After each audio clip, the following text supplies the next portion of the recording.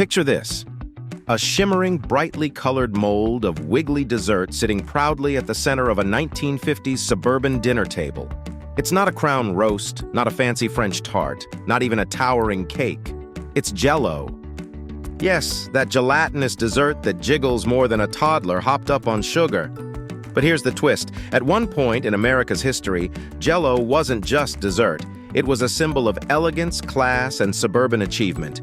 Today, we're diving into how a bowl of wobbly sugar water managed to climb the social ladder, only to tumble back down into cafeteria trays and ironic hipster cookbooks.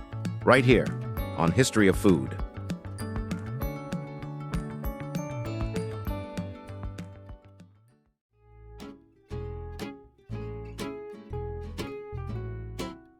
Before Jell-O was a suburban badge of honor, gelatin itself was a sign of wealth and refinement.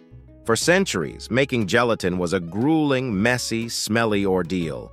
You had to boil animal bones, hooves, and skins for hours or even days until they released collagen that set into jelly. This meant gelatin dishes were labor-intensive, time-consuming, and not exactly something you could whip up after work. As a result, aspics and gelatin desserts were reserved for the wealthy who could afford to hire chefs to do the job. Fast forward to 1845, when industrialist Peter Cooper patented a powdered gelatin product. Unfortunately, he was ahead of his time. People didn't quite know what to do with it. The concept sat on the shelf, figuratively and literally, until the late 1800s, when Jell-O as we know it began to take shape. In 1897, a man named Pearle Bixby Waite, yes, Pearle, like a gemstone, experimented with Cooper's powdered gelatin and added flavorings.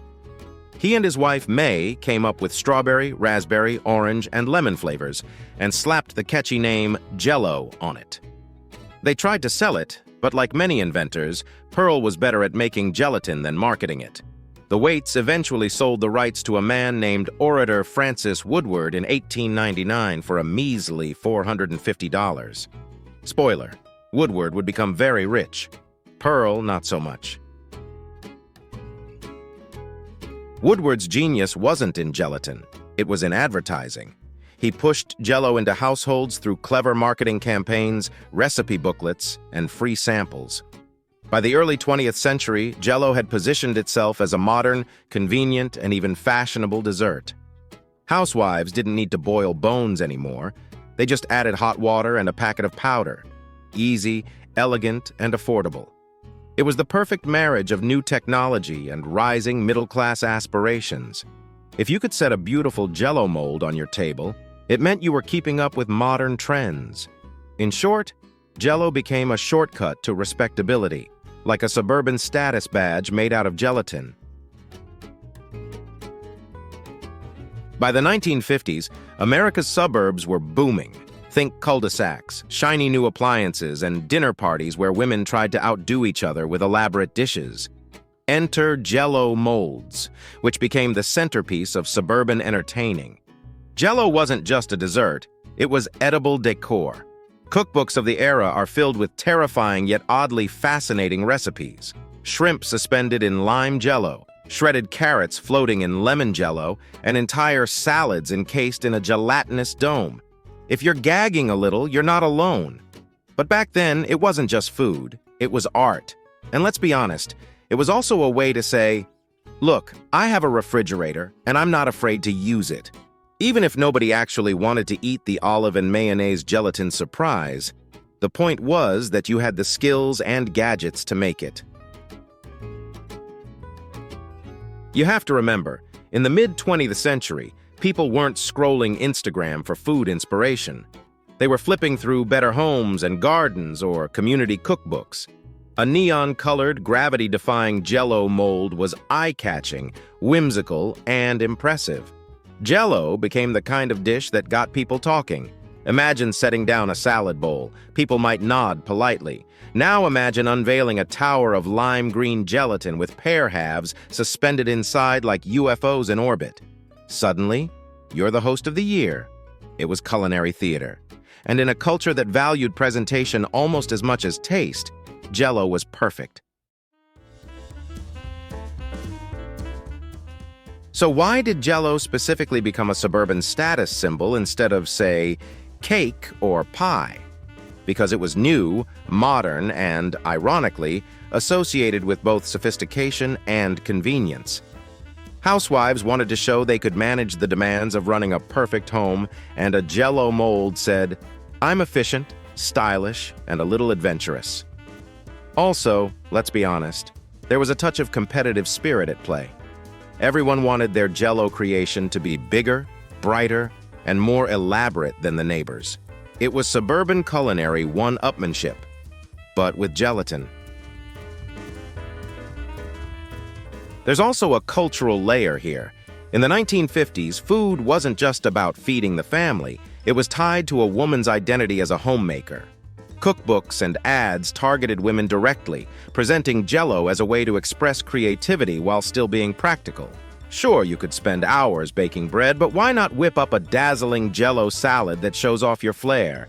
It was playful, colorful, and feminine, qualities heavily marketed to suburban housewives.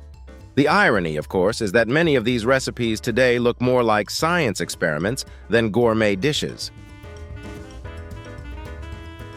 But like all trends, Jell-O's reign eventually wobbled and fell. By the 1970s and 80s, Jell-O molds started to feel outdated, overly artificial, and frankly kind of weird. Health-conscious consumers turned away from neon desserts and mayonnaise-filled gelatin towers. Convenience foods were still popular, but Jell-O lost its glamorous reputation and became more associated with hospital trays, school cafeterias, and kid-friendly snacks. What was once a suburban showpiece became a nostalgic punchline. Nobody was bragging about their lime Jell-O with Vienna sausages anymore, at least not unironically. Today, Jell-O remains, but it exists primarily in two worlds: nostalgia and irony. On the one hand, you have people who remember Grandma's famous Jell-O salad with fondness. On the other hand, you have younger generations who revive old recipes as a kind of kitschy retro joke. And Jell-O shots, of course. Because nothing says party like vodka hidden inside a jiggly cube of artificial fruit flavoring. It may not scream suburban status symbol anymore, but Jell-O has secured a strange kind of immortality. So how did Jell-O become a symbol of suburban status? It was the perfect storm of convenience, marketing, suburban culture, and the human desire to show off, even if the medium was lime gelatin with floating olives. For a time, that wobble meant wealth, modernity, and good taste. Now it mostly means childhood snacks, hospital food, or college parties. But every time you see a brightly colored mold wobbling on a table, you can remember, once upon a time, this was the height of sophistication.